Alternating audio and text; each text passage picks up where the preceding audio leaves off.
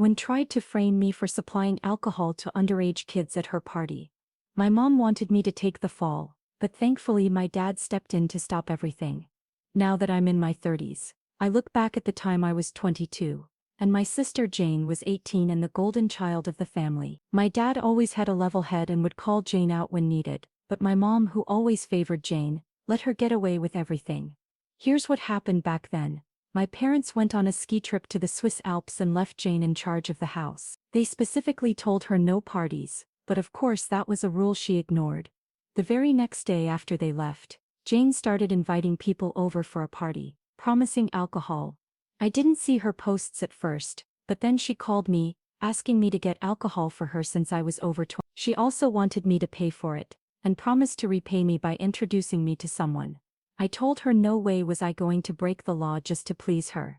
She shouldn't have been promising alcohol to underage people in the first place. She screamed at me over the phone, accusing me of ruining her life. She claimed the invitations were already sent out, and everyone was expecting it. I checked her post and told her that what she did was reckless. Her friends were all underage, and it was illegal. Jane tried to argue that it would only be illegal if I bought the alcohol, but I told her I wasn't going to do that. She screamed at me some more, and I hung up. Later that night, Jane had the party, and someone reported underage drinking. The police showed up, and after questioning Jane, she threw me under the bus, saying that I had supplied the alcohol. It turned out that she had actually broken into my dad's liquor cabinet and figured it would be better to pin it on me. The next day, the police came to my apartment and arrested me. They had already made up their minds that I was guilty, and didn't listen to my side of the story. I cooperated though, and told them everything. I got them to check my sister's Facebook post, and thankfully a few officers listened to me. Still, I had to spend the night in a holding cell while my parents were contacted. My dad immediately flew back from the Alps with my mom, and they bailed both me and Jane out. But my mom didn't even hesitate to suggest that I should be left in jail, because of the lies Jane had told her. But my dad, seeing the truth, stood by me. There was a huge fight when they got back, and my dad discovered that Jane had broken into her liquor cabinet. She also spoke to the police on my behalf, making sure they understood what really happened. Mom, however, was still insistent on me taking the blame for Jane. She came to my apartment, demanding that I tell the police it was my fault. She even got down on her knees and begged me, saying that everything would be okay if I just took the blame. I refused, telling her I wasn't willing to ruin my future for my sister. In a fit of rage, she started throwing things and cursing me out like I had never heard before. She even went as far as saying she wished she had never had me, then stormed off. I called my dad immediately, and he was furious. When my mom got home, she didn't deny any of it. She claimed that it would have been for the greater good of their son. My dad told her that she couldn't destroy me just to save Jane. In the end, she threatened divorce unless they went to family counseling together. After the counseling sessions, my mom finally apologized, but it was clear it wasn't sincere. She was visibly uncomfortable and avoided eye contact the whole time. Jane, now proven to be a liar and manipulator, said nothing, and my mom and brother were left without any argument. It was a turning point for me. My parents finally saw through Jane's lies, and I no longer felt like the scapegoat in my own family. My mom's forced apology was the last straw. I knew from then on that I'd have to make my own way and stop letting her influence my life. I told her that her apology seemed completely insincere, and after so many years of favoritism, the damage had already been done. My relationship with her never really recovered because she remained convinced I was guilty, no matter what evidence was presented. It wasn't until my sister finally admitted the truth, but still wanted me to pretend to be the guilty one, all to protect her precious child. However, nothing went her way, and all she could do was cry about it. When my sister went to court, Mom pleaded with the judge to go easy on her for her involvement in underage drinking, and for providing alcohol to others underage, as well as attempting to frame me for her crime. She had also resisted arrest when the police came and shut down the party. She was extremely intoxicated when it happened. They kept her in a cell overnight to sober up, and the next morning, she lied to the police, claiming I had supplied the alcohol. Mom's pleas and the relentless lawyer my parents hired managed to secure a deal, provided my sister pleaded guilty, which she initially didn't want to do. However, her lawyer recommended that she take the deal to avoid jail time since there was no other way to avoid a felony record. My sister's lawyer pointed out that the alcohol hadn't been purchased that day, but had been in the house for some time before the party, which helped reduce the charges.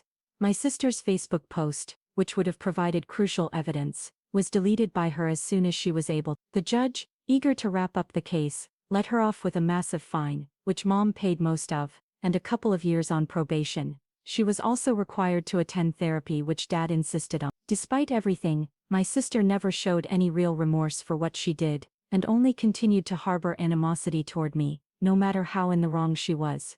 After her probation and 4 years in college, she decided to leave home for California, intending never to return. She landed a well-paying office job in LA, thanks to Dad's connections, but she showed no gratitude for it. She and Mom have not spoken much since, and she has given up on the idea of our family ever being whole again. It tore her up inside for years, but now she's simply bitter. She doesn't blame me anymore, but there's a sense of indifference between us now. My sister, however, completely cut her off, leaving Mom with a feeling of loss, but not the desire to make me the new favorite. It was as if she'd lost her child, and she couldn't leave Dad because she was too reliant on her.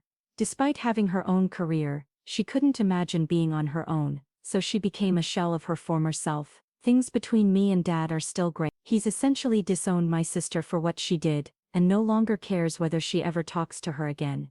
In fact, she and Mom have grown so distant that they don't even sleep in the same bedroom anymore. Mom moved into the guest room 5 years ago, and they have been living like strangers ever since. The whole ordeal was nothing short of a rich people drama, as some have pointed out, and it cost my parents a lot, especially Dad, who owns several businesses, including one of the town's gas stations. I heard that a few of the minors arrested at that party were actually children of local police officers, which made my situation even worse. The police had no reason to treat me the way they did. They seemed convinced I was guilty just because of who my father was. Thankfully, my dad pushed for the investigation, even making sure to get CCTV footage from every liquor store in the county that day. My mom tried to talk her out of it, but she was determined to clear my name. In the end, it took a lot to prove my sister was lying. She stuck to her story for as long as she could, even after my parents discovered she had stolen alcohol from Dad's liquor cabinet. They spent a fortune paying off the court to dismiss most of her charges, and my sister only had to pay a small portion of that. My parents continued to pay for her college after all of this. Meanwhile, I was still in college myself at the time, and Dad insisted I get a part-time job to understand the value of hard work. She was right. Even though we're wealthy, she didn't want me to become spoiled. I even bought my own first car with the money I earned. My sister, on the other hand, had everything handed to her, and Mom treated her like a prince. The rest of the family hates what she did, so there was no real love lost when she ghosted us. Mom cried about it for an entire year, but eventually she accepted it, and now she's just bitter and indifferent to it all. Yes, this all happened in the US. And yes, it was ridiculous how I was treated by the police. Dad had some strong words for them, but at the end of the day, the whole case was dropped from my record once it was proven I was innocent. However, it was a wake-up call for me about how easily your freedom could be taken away. I've been cautious with police ever since. In the end, nobody was seriously hurt, but I did hear that some people who attended the party drove under the influence. A few were arrested for DUIs, and I know that didn't help my case. Considering the involvement of police officers' kids at that party, I wasn't exactly given a fair chance. But the whole experience has left me with a deeper understanding of how wealth, connections, and privilege can shape people's lives, sometimes in ways we don't realize until it's too late. I wish I could say it was all a joke, but it's so stupid that it feels almost unreal. My ungrateful sister broke our family, and she nearly destroyed my reputation along with it. These days, no one in town even remembers her. She lost nearly all of her friends after the party because they were all arrested. Update 1. I expected to be able to log out and just walk away from all of this, but apparently, saw my original post on YouTube. She immediately called home, furious, and tried to stir up a storm. She contacted our mom in a fit of rage, claiming that I had humiliated her. To my complete shock, my mom didn't care. She went on to say that my sister had shown her how to find the post, and after reading it, she was mad at me. Not for the content of the post, but because she felt I had made her look like a bad mother once again. My dad, however, stepped in and made it clear that I wasn't lying. Everything I said about my sister and what she had done was true. My mom, though, agreed in a sad way, admitting that what had happened was inexcusable, but still wished I hadn't posted the story. I suppose I can't fault her for that, but I was done trying to keep the peace. I eventually ended up talking to my sister over the phone when Mom gave her my number. The first thing she did when I answered was scream in my ear. I hung up the phone and it was followed by a barrage of text messages. She demanded I take the post down. I refused, of course. She threatened to get our parents involved and make me take it down, but by then they already knew about it. Dad didn't care and Mom was more upset that I had made her look bad once again. She even threatened to get a lawyer and sue me for defamation. I told her to go ahead. My post was made anonymously, and if she sues, a lot of people will find out the truth. She asked if that was a threat, and I told her no, it's just a likely outcome if anyone starts digging into our past. If she started a lawsuit, it could even affect her career.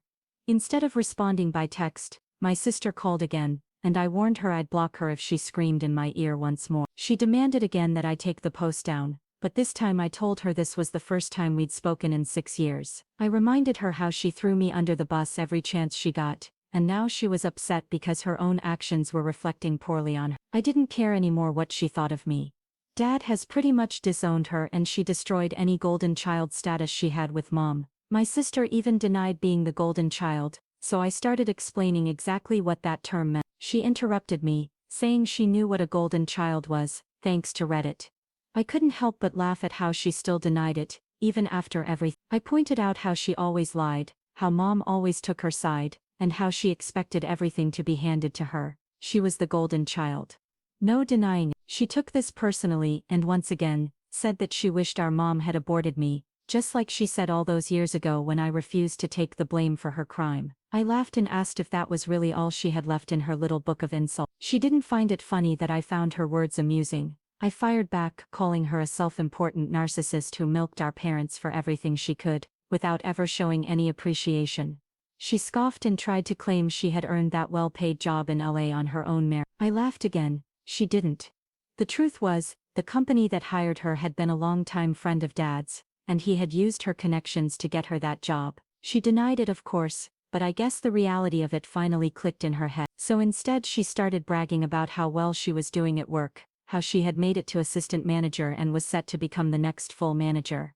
I wasn't impressed. I told her that I had worked hard too, managing one of Dad's smaller businesses. Sure, it was nepotism, but I had earned it through hard work. And Dad had been clear that I would inherit everything one day, not that I was excited about it. Unlike her, I just wanted Dad to live a long and healthy life. My sister was furious and hung up on me. She called our parents again, asking Dad if she had really been disinherited. When they confirmed it, she broke down crying, saying it wasn't fair. But both our parents pointed out that what she had done to me, framing me, ghosting them after they spent all that money on her legal defense and college, was unfair.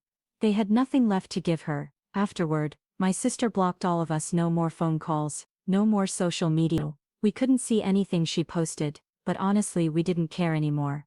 Mom finally sat me down to give me a long-awaited, more sincere apology for what happened all those years ago. She admitted that she had tried to make me take the blame for my sister's actions, and she had been a terrible mother. She was ashamed, but she wanted to say she was truly sorry and that she loved me. She also told me she was looking into therapy and making an effort to spend more time with Dad. It's ironic really, my sister tore our family apart, and now she's the one who's put it back together, but in her own twisted way. She hasn't changed and she still hasn't truly apologized. So sis, if you see this post, and I'm sure you will, don't bother trying to contact us again. If you do, any drama you start will just end up right here for everyone to see. So please, leave us alone.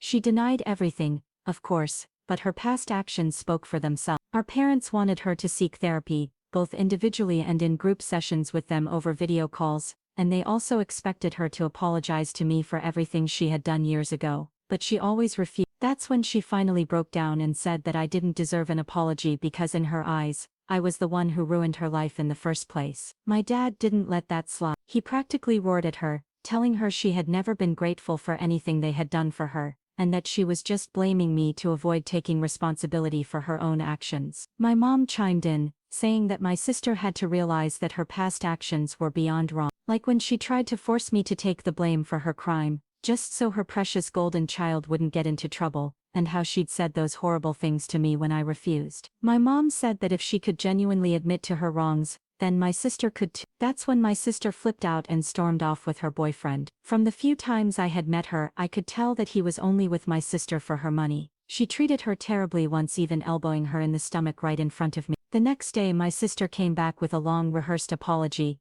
complete with crocodile tears. And once again, the only reason our parents allowed her back into the house was because of her pregnancy. She was set up in her old room, and for the next few days she tried to act all smiles and friendly, but the act was transparent. She was still expected to apologize to me, and so I agreed to meet with her and her boyfriend at a local restaurant our parents had picked. We figured if she was going to offer anything resembling a genuine apology, it wouldn't be around our parents.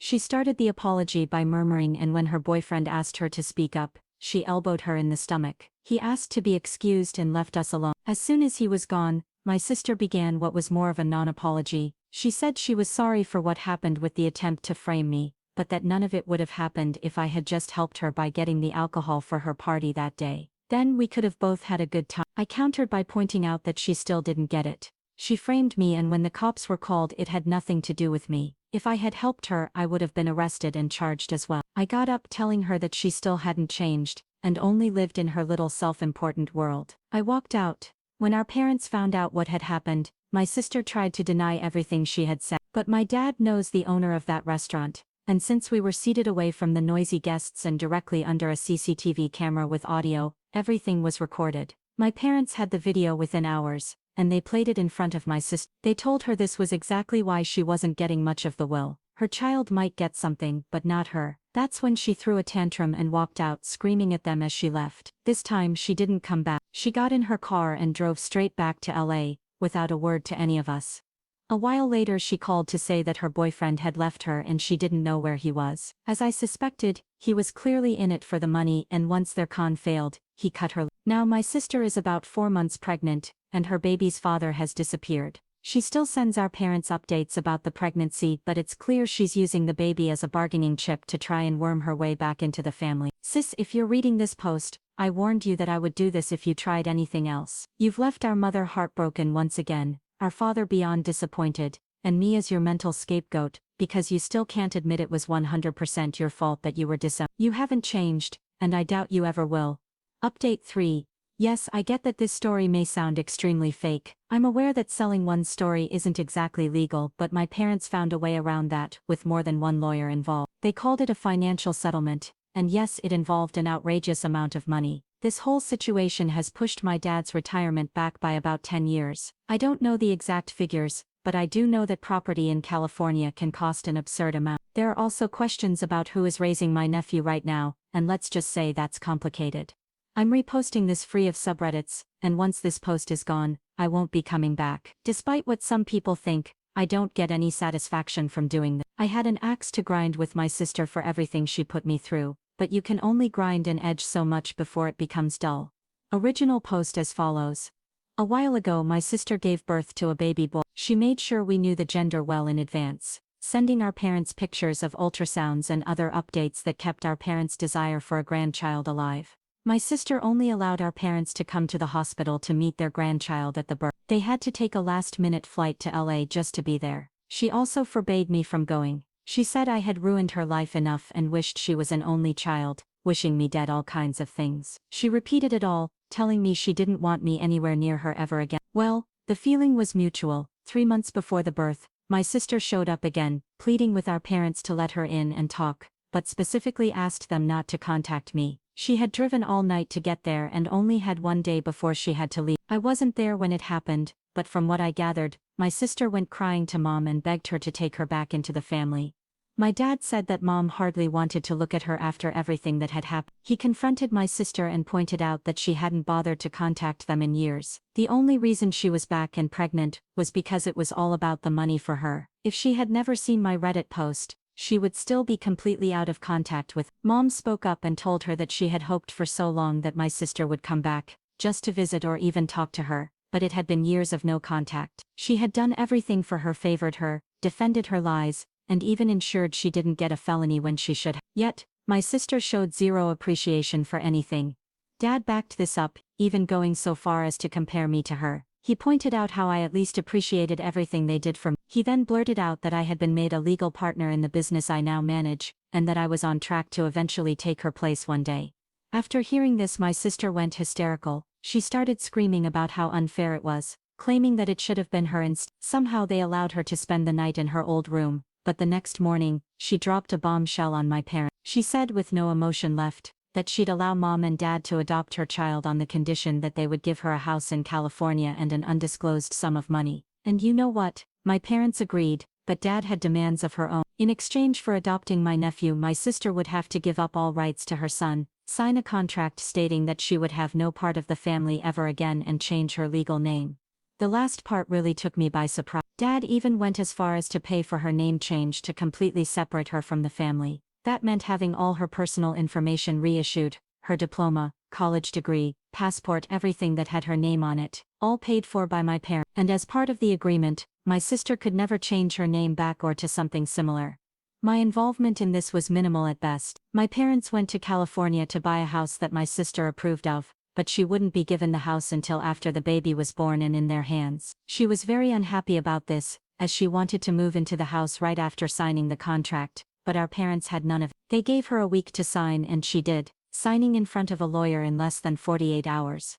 So as of now, I'm considered an only child. I'm not going to say I'm happy about it. I used to love my sister before she became a narcissist, but what's done is done. I'm over. My parents also tracked down the baby's biological father and got her to relinquish her parental rights. My sister found out he had gone back to her hometown in Arizona after abandoning her, and my parents went to see her before the baby was born. He had no problem signing away her rights after a DNA test confirmed he was the father.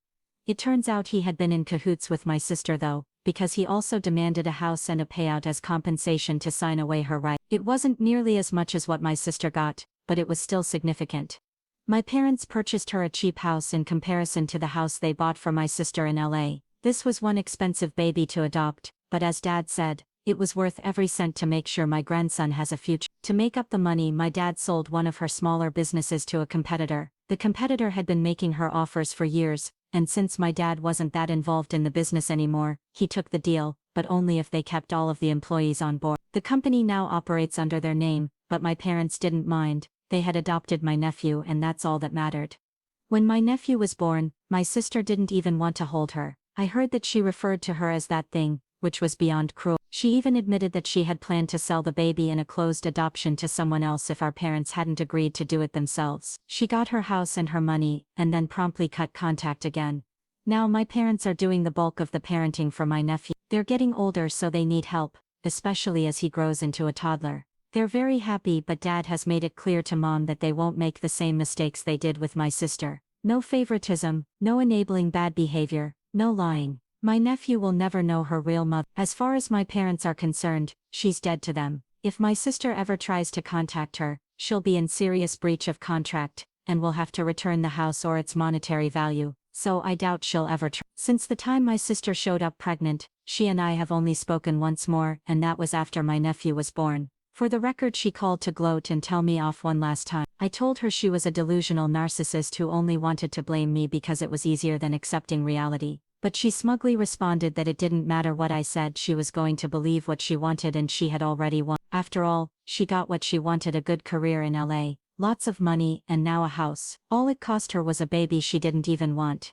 She can live however she wants now, and we can't do a damn thing about it because we are no longer family. I hung up and blocked her. I was seething with anger, but there was no point in arguing further. In her own way, yeah, she'd won, but at what cost? She no longer has family and no one to rely on if things go south. As for my nephew, I'm not going to be her second father due to the 30-plus year age gap between us, but my parents want to make it clear that he is their grandson as he grows up. We're her true family, and we want to ensure he never has any desire to seek out the mother who never wanted her. She's not part of her life, and it's better he understands that from a young age than to pine for a mother he never had. So I guess this is the end of it. It was a long time coming, but I'm honestly happy my sister no longer has any connection to us. Sometimes the people we expect to protect us are the very ones who betray us the deepest. This story is not just about sibling rivalry or parental favoritism. It's about standing your ground when everything and everyone tries to break you. It's about choosing truth over silence, self-respect over blind loyalty, and learning that blood ties don't excuse cruelty.